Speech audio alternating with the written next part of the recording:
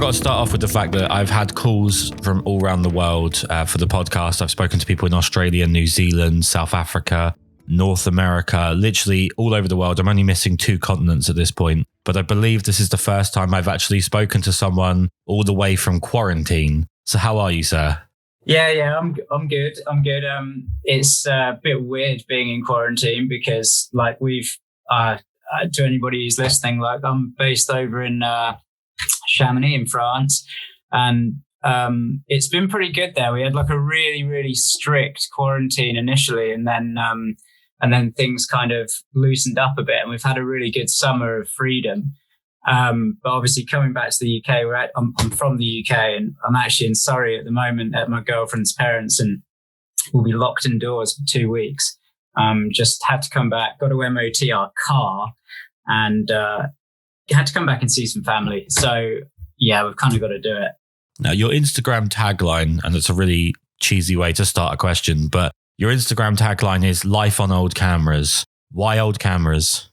I mean, they're kind of just the ones that, well, when I first started the Instagram, I mean, I kind of had the idea of just shooting a lot on film. And it kind of came about because about 10 years ago, I picked up an old Minolta X700. I don't know if you're familiar with the camera. If anybody's getting into shooting film, they might have researched cameras and they may have found the X700.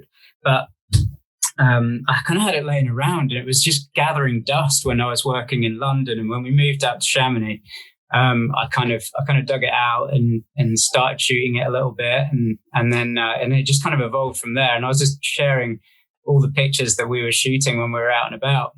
And I kind of stuck with that theme. But I mean, I do generally just enjoy shooting on film. I mean, I shoot a lot of digital as well. It's probably worth saying it's not my job either. It's just, it's completely a hobby for me. So it's kind of something nice to do when we're out and about in the mountains and getting up to everything we do out there. In terms of the reason that you picked up a camera in the first place, is it something that runs in the family, or just something you found by yourself? I guess it's funny because my dad was always really, really into cameras. Even from like the youngest age, I can remember going on holiday, but he was really more into video cameras, really into like documenting like family holidays. And he was always really into photography as well as like a pastime.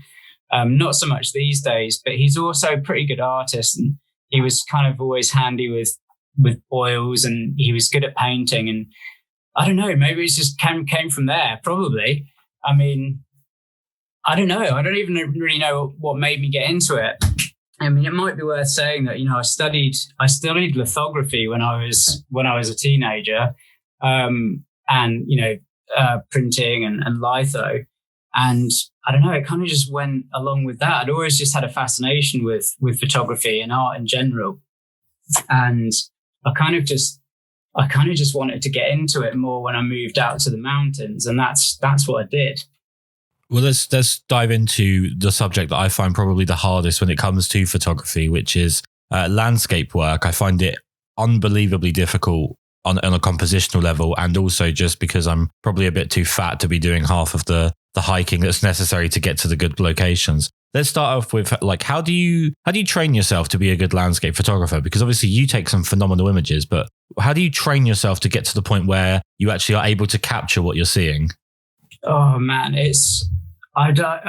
being, like I said, as it's not my job at all, it's not my profession. I guess I just know what I want in the image, and I just try and recreate that. And I know some landscape photographers are probably really into producing a really pure image, and I am too. I mean, I like to try and create an image that represents what I see, but you can enhance that slightly. I guess I look for in landscape especially, it's the composition. And light. I look for light a lot. I mean, the image. I think it's funny with film because like I see so much stuff, especially on Instagram, like like and to be honest, I'm probably guilty of it at first. When I first started shooting on film, you assume that because it's shooting on film, it picks up some bonus points, but it doesn't because film's just a medium, and the image is nothing without the right light, the right composition. And I've taken so many bad photos out in the mountains just because the light's not right, the composition's off, and I think you're right. It's a lot of different factors that have to come into a line in order to make a great photo. And I'm still very much in the learning process.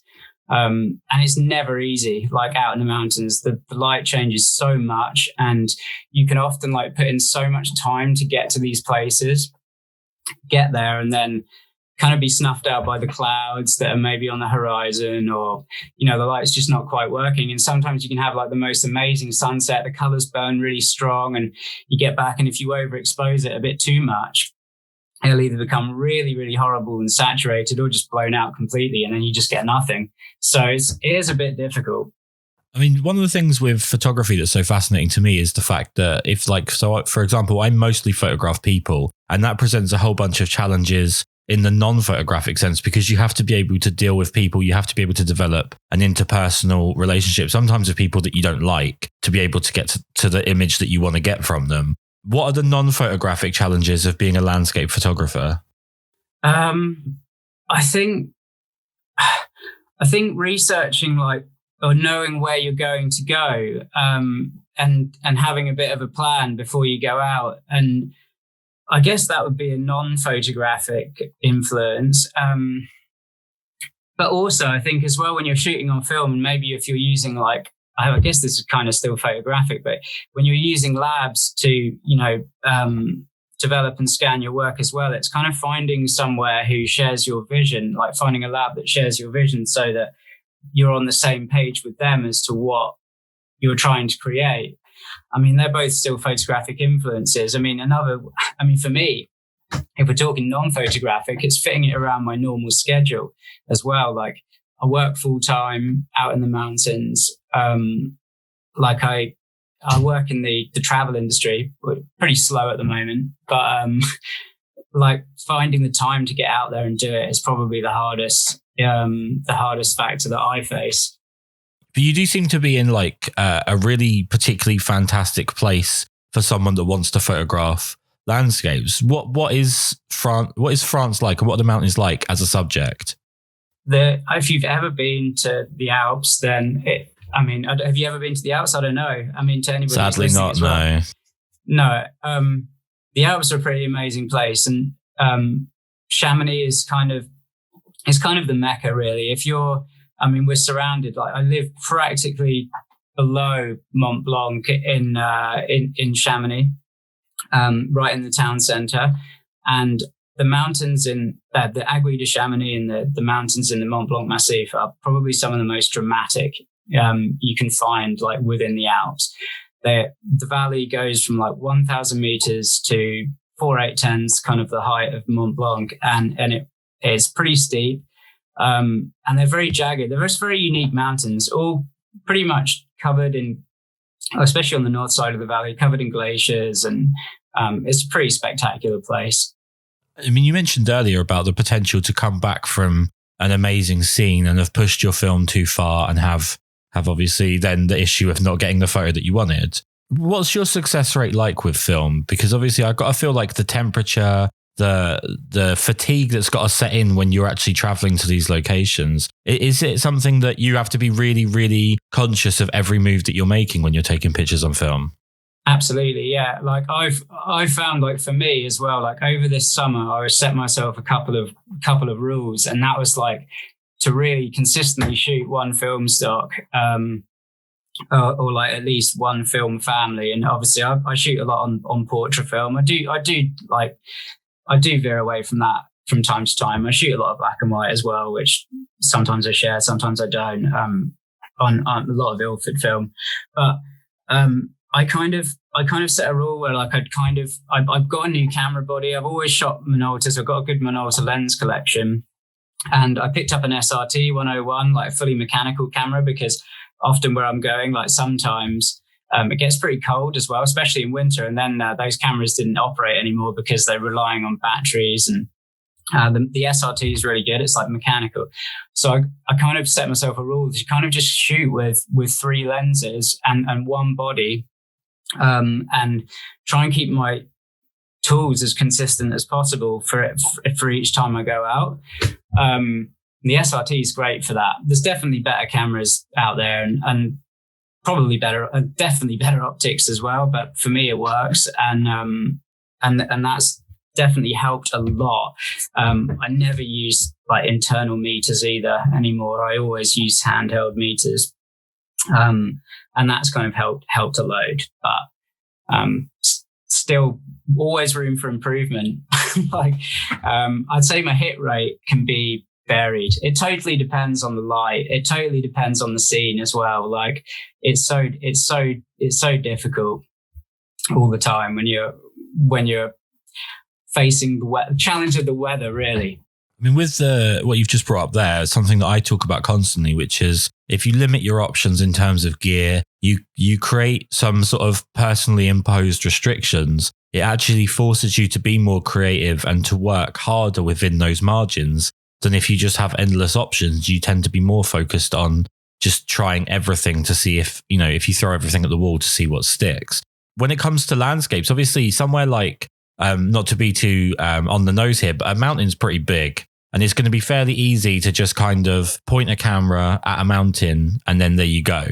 Like you said, you've got to be chasing the good light. You've got to be at the right angle. You've got to be looking for the right composition. But in terms of adding those restrictions in, those sort of self-imposed restrictions, does it make you work harder compositionally? Yeah, definitely. Working with fixed lenses always does as well. You probably get that anyway. Like, because I'm sure you take portraits, but I'm sure you're keen on taking your camera out when, you probably do a bit of landscape stuff as well, and or street photography. I don't know. But whenever you're using a fixed lens, you always have to work a bit harder. I typically just go up with a 28 and it's a weird focal length, a 45, but I absolutely love it. It's tack sharp lens, which is why I like it. And it's just a bit wider than a 50, not much, but it's good and I like it. And yeah, you kind of just have to move around a bit when you get up there, get up to the spot and then just walk around and find what kind of works within the scene. And if you've still got enough time to pull the trigger whilst the light's still good and, your chances are pretty high. But yeah, I mean, pointing a camera at a mountain is easy. I do also think sometimes, like, I'm lucky in a way because I'm based in such an iconic location. I probably get gratitude for some of my images, which, sometimes can be a bit superficial just because of where they are. There's so many talented people in that valley. I don't know if anybody's listening, like just search the location and you'll see some of the fantastic landscape work coming out from people who are shooting, not just film, but I mean, shooting digital and, sports and brand photography and action photography, documentary photography. There's just some fantastic stuff coming out of that valley. And going back to something you said earlier about sometimes you do shoot black and white. How do you make that decision between what is a black and white shot and what is a color shot? Oh, that depends on it depends on the weather. It depends on the time of day and also like the time of year. I'm about to start shooting and continuing a series that I did, which was like a changing seasons project I started last year. It just lent itself really well to black and white. I love shooting black and white as well, just for the aesthetic. I mean, I like to have a lot of grain in my black and white images, and it makes you work even harder, I think, when you're shooting black and white, compositionally. But I'd also favor black and white if I'm going up in the day, and I don't share all of my images. So, often when we're going out on adventures, I'll probably opt to choose to shoot black and white because it's cheaper for me. I develop it at home, and shooting color in the day, like when the light gets really harsh in the valleys, when the sun's directly above the mountains, the shadows can be super deep, and it just works better for black and white, in my opinion. But I mean, that's kind of what influences most of my choices. Time of year, and I remember if it's really cloudy and there's a lot of haze and a lot of mist in the sky, like I love nothing more than going up with like black and white film and just pushing it a bit and trying to bring out the contrast. And then I think you can create a real mood with those shots. Do you ever find yourself overwhelmed by a scene? Because obviously these are such huge vistas that it can almost be hard to pick out something within it compositionally. Yeah, you can sometimes get up there and like just run around a bit like a headless chicken. Just thinking like, oh man, I want to photograph this, and maybe I should point it over there. But actually, I think some of the best ones I've got are like, when I shot one recently, like coming down from the Mer de Glace, we just went up for an evening, like went up to have dinner up on the mountain. And some of the best shots I got were on the way down. Like the light had kind of finished. It was just residual light left on the mountain. And I kind of set the tripod up just on the walk down. And I just kind of stumbled across a couple of scenes. I wasn't really thinking about it too much. I think that kind of helps as well. Like if you've always got the camera with you and you're always in the mountains, you can often just come across something that you weren't looking for. Definitely can be overwhelming at times though. Like if you go up and it's not what you expected it to be, or maybe there's just too much to photograph and you just have to slow it down a bit. There's something that I've always been kind of challenged by when it comes to shooting images that don't involve people. And it's probably down to the fact that I might be a sociopath, I don't know, but I find it really hard to connect myself to what I'm photographing. So I go out once a year at least. I go and shoot New York for a week. I just wander around with the camera and shoot New York. Last year I went to Nevada on my own and I just went around various national parks shooting. And I just found it was very hard for me to find sentimentality and feeling in a shot that doesn't involve people. And I think that just is because I come from a place of only photographing people generally. How do you go about finding stuff that's going to have like a connection to the viewer? I don't. I mean, I shoot for me really, like, because I live there, like I'm really just creating a record of my time there. I don't know if I'll be in Chamonix forever. And look, but I really don't shoot for anybody else other than me. I kind of like going out and just trying to make a record of everything we do. And most of the time, like that is what it is. It's not me setting out on a specific photography mission. It's me carrying my camera and we're up there anyway. So I guess that maybe that helps a bit. I do sometimes put people in my shots too, like if we're out hiking, and I do shoot people on the mountains, but it's not that often. I don't know. Does that make sense? I guess because I'm not, because it is just for me, it's just a hobby. Like I am just kind of documenting the nice scenery that I'm experiencing in my time there. Yeah, I guess it's just a case that if you're shooting something for yourself and you have that emphasis, that's going to carry through to the person viewing it in a lot of cases. Whereas with me, I'm trying to find a way to photograph it so that it'll be important to someone else. And maybe the trick would be to find a way to photograph it so that it's important to me. Yeah, I mean, that would be, I suppose that's just a totally different challenge that you would face, like with photography rather than myself, because I guess maybe I don't even notice those sort of pressures, I guess, because I am just shooting for myself. And like, if I get good images out of it, then that's really good. But if I don't, then, I can always do it next time, or like try and make them better.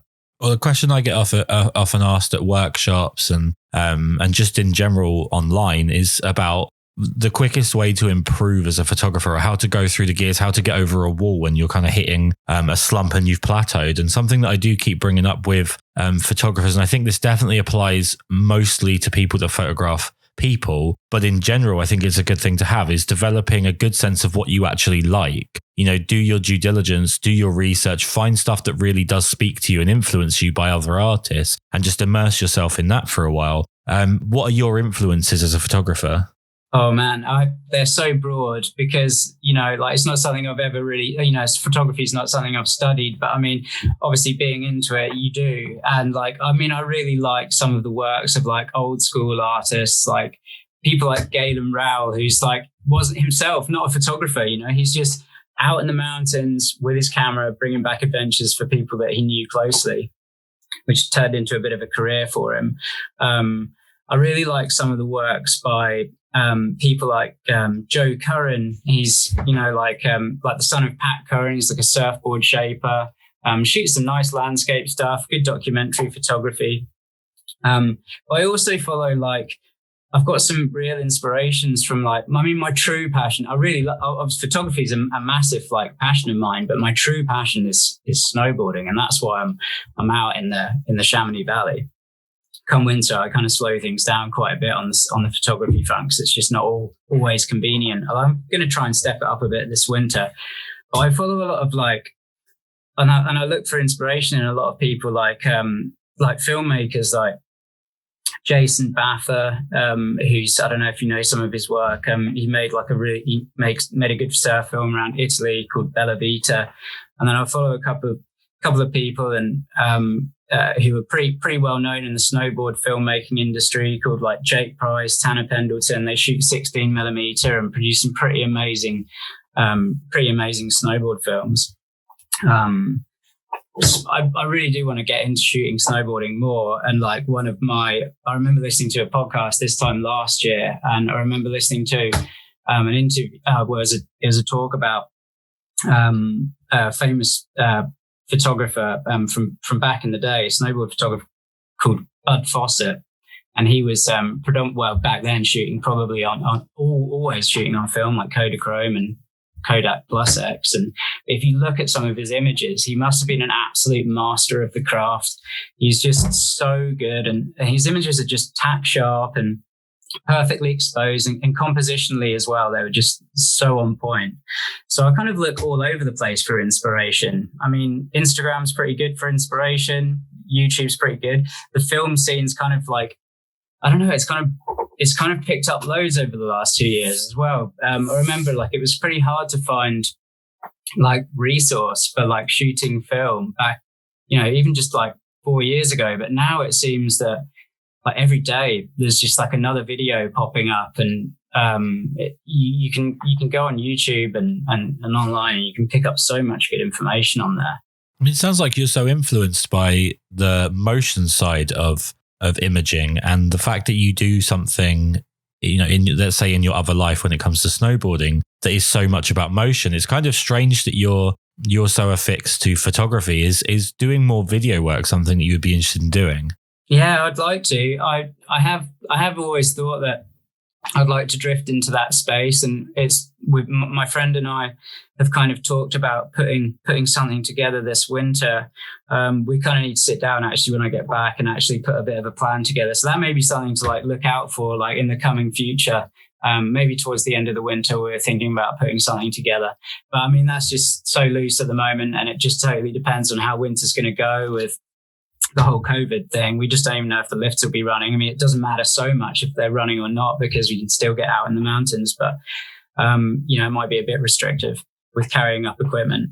But we have been thinking about putting together something. But really what I'd like to get into this winter as well is maybe just a bit more, as much as I like shooting landscapes, I like shooting everything. So I'd like to maybe do a bit more documentary style photography, and maybe not just film, maybe a bit of digital as well, and document some of our adventures out there, and maybe give it a push and try and talk about the splitboarding scene in Chamonix and the snowboarding scene, and try and get that out there to a few people. But that's kind of like where I want to take it this winter anyway. I mean, one of the things that I find fascinating with talking to any type of photographer is just their own sort of self-evaluation, because I think that we get so hung up on trying to be perceived. And I'm not saying that everybody is, but I think social media is having a bizarre effect on the human race. And we become so enamored with the way that we're perceived by other people that sometimes I don't think we even think how we look to ourselves. In terms of the fact that you have a full-time job, it sounds like it's probably quite a physical one, quite an exhaustive one. And you also have to deal with the weather conditions and so on. Obviously, it would be quite easy to not do photography and just relax and do nothing and be lazy.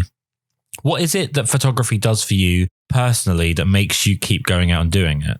My job's not too exhausting. Like, I am behind a computer quite a lot of the time. I guess for me, like with my work, I don't have a massive amount of like I can be creative in it, and I can run like the social channels and stuff, and I do a lot of marketing stuff for the company. And, but like, it doesn't give me like complete creative freedom. So photography for me is just kind of a good escape from that, and just a good pastime. like for the most part, when we moved out to Chamonix, when summer had rolled around, I was either mountain biking or, we were out hiking. So it's just kind of a nice thing to add to it. I don't know, the way I'm perceived as well, just going back to that question. I don't know. I think you could probably overthink that a bit. I think you just got to do what you want to do. And if people like it, they like it. And if they don't, then I guess they don't. I don't know. Do you get that? Well, I feel like the problem is that a lot of people want to bypass the people finding you stage. So if you want to create something and you want other people to consume it, it takes a while to cultivate an audience that's going to enjoy what you do, because they've got to find you because you're not immediately present to everybody. So what a lot of people do to avoid that buffering period where people are finding you is they just do what they see other people doing that would make them popular. And in that way, they're being completely dishonest with themselves about what they actually want to be creating. And at that point, you're almost you're painting by numbers just for the sake of popularity. That's it. And you got to be a bit careful with that trap. And I notice it, and I feel it sometimes. You don't want to be caught just feeding a feed on Instagram, because you're robbing yourself of your creative freedom. And I think sometimes it's good to be able to steer yourself away from the norm and maybe just produce images for yourself and maybe introduce it to your social media as well, regardless of what maybe people would think of it. I do shoot an awful lot more than what you would ever see on things like Instagram and stuff. But I mean, it is important to shoot for yourself as well. And just as long as you're always kind of doing that, whether it's for, getting noticed or not, because eventually if you're always working on it in the background, I would imagine it's only going to be getting better. And when it does get noticed, it will be, exactly where you want it to be. And in terms of what you find the hardest, or what deters you the most from getting what you want from photography, what's the most challenging aspect of being a photographer for you? I don't know. I guess what I would really like to do, like I say, is I'd like to do a lot more documentary style stuff. I don't really find any of it too daunting. I mean, it's probably different for me because it is just a pastime. I don't know if I can even really answer that. I kind of enjoy all of it, of what I do. Otherwise, I kind of wouldn't do it. So I don't find too much of it too daunting. And if it does become like that, I can kind of just take a break from it and then pick it up again. That's a wonderful part of it not being your job, I have to say. Since it's become my job, there are days where I'm just like, yeah, I'm not enjoying this, but this is what I'm doing now. So I'm just going to have to find a way to get through it. Well, I've always thought like maybe it would be like that. And it's like that famous old saying, isn't it? You turn your hobby into your job and you start hating it. But I don't think that would ever happen. And whether it'll ever become my job or not, I don't know. But I mean, I can only imagine if it is your full-time job, it could be hard. Especially when this is probably such a crowded market now. From what I can see as well, especially on social media, and everybody, the Chamonix Valley as well, there's so many people, like I said before, there's so many people out there doing it. To do something to work in that space would be really, really difficult. So I know very little about landscape photography in any kind of deep-rooted sense. I've scratched the surface very briefly, but I know very little. One thing I'm always curious with people that photograph genres that I don't tend to dabble in is what the cliches are of that genre that you either don't enjoy or do your best to avoid. I don't know. For a while, I was kind of steering myself away from shooting at golden hour and trying to shoot a nice colourful sunset and stuff. But to be honest, I found myself doing it a lot in this summer because it's when the mountains look their best. But then I try and kind of home in on other disciplines as well. And then that's where black and white really comes in handy, because you can work on totally different elements there, with composition and shooting in different weather conditions. You can do that with color too, but I tend to do it more with black and white. I guess those are kind of the things that you would try and avoid a bit. But for me, I guess the black and white would probably be my way of escaping it, if that makes sense. Yeah, absolutely. And you're someone that comes across as an infinitely optimistic person, which given the environment that you're in every day sounds like I can completely understand why you would be that way. I happen to be a troll that lives under a bridge that's perpetually waiting for the end of the world. So we're very different in that sense. In terms of like, if you were to pick out a memory with photography, do you have like a specific day that was like your most enjoyable day where you've gone for a hike and you've got, everything's kind of lined up. The weather was good. The light was good. The hike was fun. You got exactly the image you wanted, or you even went beyond what you were expecting to get from the shoot. Is there any particular days that stand out? Yeah, we've had loads, but I mean, we've had one this summer, like just a recent trip. We I don't know. It was you would have seen some of the photos on my feed. We went up literally with photography not really like being the main objective. We went up and watched a bit of jazz at this hotel. Managed to have a couple of drinks, snuck up for sunset. Actually had my tripod with me, so it kind of was in the plan. But yeah, I got some good shots and one of the best sunsets ever. I mean, I get to see so many good sunsets out in Chamonix, and all of them are equally amazing. But some of the best times as well, like this summer, we went up camping in an area kind of out of Chamonix. It's probably about an hour's drive in Le Grand Bournon. And we went up to a col like over the Aravi range, and I pretty much got to see probably my best sunset of my life. I actually kind of screwed up a bit on the image, but I got some all right shots out of it. But I left my filters at home, and it was such a dynamic scene. I just couldn't really capture it all to like on film. I should have really been carrying like a graduated filter, just because it was in terms of light, there was so many deep shadows, and the sky was burning pretty brightly. In order to get all that info in there, I should have really been using filters, but I didn't. I didn't plan on seeing that sunrise, but that was a pretty notable sunrise. And even though they weren't the best images, it's one that I remember for being one of the best I've seen in my life. Which was good. And it was a really good camping trip. We were with some friends who were visiting, which was in itself, pretty impressive, because we didn't expect to see anybody this summer because of the whole COVID lockdown and everything. It was kind of nice just to have friends out there with us and be sharing those experiences with people we know. There's nothing like seeing a good sunset during the apocalypse, so it sounds pretty perfect. Sticking with the theme of sort of self-evaluation here, I'm always fascinated by these two sides of things. What do you think your biggest strength is as a photographer? Oh, I enjoy it. I mean, I think that's the biggest strength. Like, I genuinely do enjoy it, and I am into it.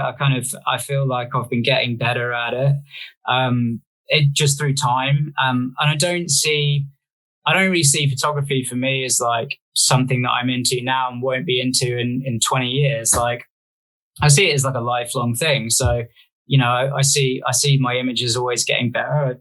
I think I've kind of learned, especially this summer, where I've like noticed them getting better, more to my eyes anyway, maybe not to others. But I've noticed that sticking with like knowing when to draw the line, and like I said earlier, like sticking to equipment, which is, just keeping my equipment consistent. And then, I'm also kind of a bit of like, I often don't like my photos. Like, maybe I've got that syndrome where like I'm forever trying to make them better and like learn from what could have made it better, like constantly trying to push myself. So I'd say maybe that's actually a kind of a strength, because I'm always looking to improve them. So I don't know. I don't know if you suffer with that at all with shooting portraits. I don't know. Like, I always evaluate my stuff. I look at it and like what I like one week, I'll probably look back and I'm like, oh, I don't really like that anymore. So I'm always pushing myself to make them a bit better.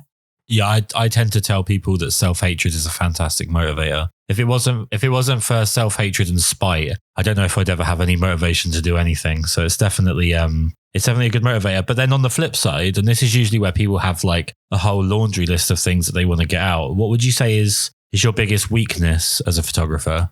Like, we've brushed on it. Like, I think you've got to be careful about things with like social media now, and like you've got to spend, like, I try and limit myself on there to like, I try and limit myself to, like, you can watch that little timer and you've got the little minute count for each time you go on it. I try and limit myself to like 45 minutes a day on there, which sounds like a lot, but I'm sure there's loads of people out there that probably spend way more than that on there. I try and spend not too much time on there, and try and take photos that aren't like, not just trying to feed like an audience. But I find myself sometimes doing it, which is kind of a fallback.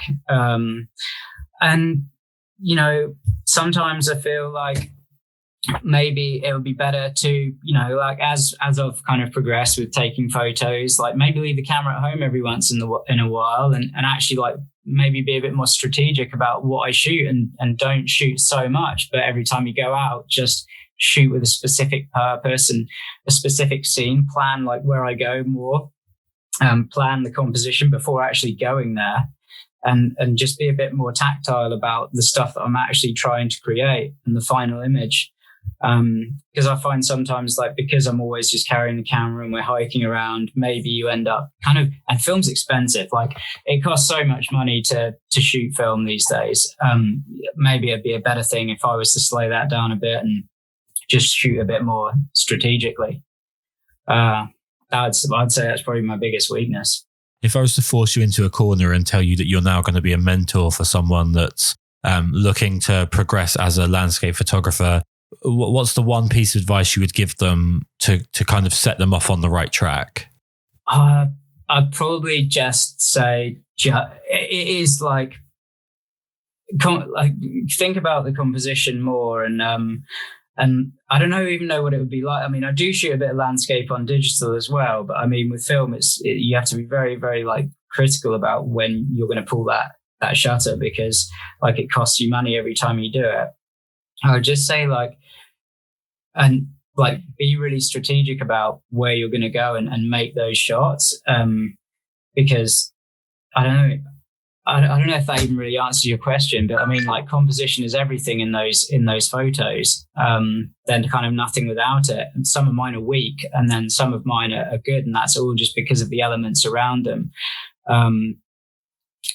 So I mean, that would be what I would say. But be prepared to put in the time as well, because it's like I'm prepared to like kind of invest, a good 10, 15 years or more like into getting better at it. And I don't think you would end up, it's not something you can get good at straight away. Well, is it something where, like, going back to what you were kind of saying there, that you would you agree that potentially shooting on film early on would make you a better landscape photographer, because you have to be more selective with each frame, whereas digital, you can just kind of hit and hope? Well, I don't think so. I think both are difficult. Both have their I mean, just because you can preview an image, like when you take it with digital, doesn't necessarily mean it's going to make you a better landscape photographer. I think with film, it's more painful when you get it wrong because it just costs so much money every time you do it. Like, I don't know. And just, I'd say probably learning to read the light is probably the most important thing, knowing when and where to be and what's going to look good. And digital is definitely when a lot of people actually ask me, because my feed's like so orientated around film, obviously, a lot of people will message me and say, oh, I've just bought a Minolta SRT 101. Have you got any advice for doing it? I've never shot a camera before. And I'd say probably pick up a digital one for a bit and like make your mistakes there, because they don't cost you as much, and you can kind of see all of the effects that you're having, like by changing your apertures and lenses, focal lengths. You can see all of that firsthand. But I mean, I don't know. You just do what you're going to do, don't you? If that's what you want to do and you're going to go and shoot it, then you just get better, because every time you get an image back, if you don't like it, you go out there and do it again and try and make it better. And in terms of, you mentioned earlier that the fact that the film has had this resurgence, especially the last 2 years when it comes to YouTube and Instagram and so on. What do you put that down to? Why do you think film is coming back at a time when cameras are so capable now of basically operating almost without you doing stuff? Why is film becoming a thing again? I guess a lot of people, I don't know if people romanticize about it as a medium and they feel like maybe it's like cooler or something like that. Because like I've said before, like just because it's shot on film doesn't mean it's good, because I've got so many terrible. In fact, maybe after you launch this podcast, I'll post some of my awful images that I've taken on film because maybe it'd be a good thing to do that. But yeah, it can look really bad. I literally I remember buying that X700 because I wanted a DSLR, but I just remember when I bought that camera, it was, I think film was probably an all-time low, and I picked up that camera for about £30 with a 50mm lens. It was in mint condition, and to me, like, I just thought, oh, well, this is still like an SLR, like, and it looks pretty good. Maybe I'll just get that. It was just cheaper back then. Like, it was cheaper to buy a film DSLR, and I kind of liked the idea about the aesthetic. But it has been a long process of learning how to use it, definitely. And I do shoot a lot of digital as well. I've got like a nice little Panasonic, like mirrorless camera with some really, really nice like Panasonic Leica lenses. They make great lenses. It's, for me, for shooting landscapes as well, it's kind of good when I'm shooting digital, and even with a crop sensor, because you can kind of stack them together and you can still get some pretty amazing photos out of it. But either way, like, I don't know. I don't really favor either. But I got into it because it was cheaper. And now I think it's just become more popular because there's so many people out there doing it, right? I mean, you can see it all. People are like really loving it, aren't they? Even from like things like people creating stories with film borders and things like that. And people do kind of romanticize it about it a bit. Like, before thinking about it and actually doing it and shooting it and getting the images back, they're probably already in love with them, you know, which is kind of strange. But the fake film borders on digital images is something that I find, I don't have like a protective feeling over it. I just find it to be a bit pathetic, if I'm being completely honest. In most cases, it just feels incredibly disingenuous and very, like, I don't like the word because I feel like it's too vague, but it's very hipsterish. It's very trying to get an aesthetic without putting in the work. And in a sense, I don't find it tremendously interesting, other than I sort of just think about the photographer on a psychological level. And I just kind of try and think what it is that they're up to. To put you on the spot with my last question, it has nothing to do with photography, but I know a few people that have done various winter sports for enjoyment and some for actual competition and whatnot. Which is better, snowboarding or skiing? You're speaking to somebody who's like so pro snowboarding. Like, I do ski and I skied when I was a kid, but for me, like, the experience of snowboarding it so outweighs like what I got out of skiing anyway. So I'm like massively into snowboarding, and that's tough because Chamonix is full of skiers. So like I'm kind of I'm the odd one out there, but I love it, and it definitely keeps me motivated. Like where in the UK, everyone here is kind of like, oh no, nights are pulling in, and like, you know, the weather's changing, and like it's getting rainy, and you've got all those short days coming ahead. Like, I'm genuinely really motivated about winter being on the horizon, and I like all that. I love that time of year, so I just love that whole winter mood.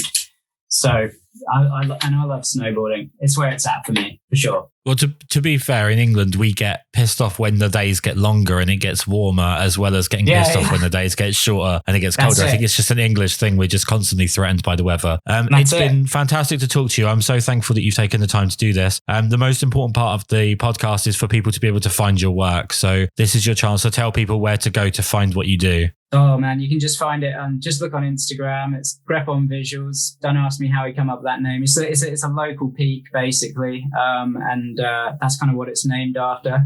But I did have a website as well, which I'm kind of working on in the background, which was greponvisuals.com. I'm going to be relaunching that probably just before we go into winter. I've kind of pulled it down recently. I'm doing a bit of work on it. So once that's up, there'll be a link there too. But that's where you can find it, and yeah, I'd be grateful if anybody comes by and checks out. Thanks, Kris, for inviting me on the show. Honestly, like, for somebody who's not a professional photographer to be invited to come in and talk about photography and my journey with it is an absolute privilege. So I appreciate it. It's a pleasure to talk to you. And I wish anybody who's coming out in Chamonix as well, always, like, if you ever want some advice on the area, definitely get in touch.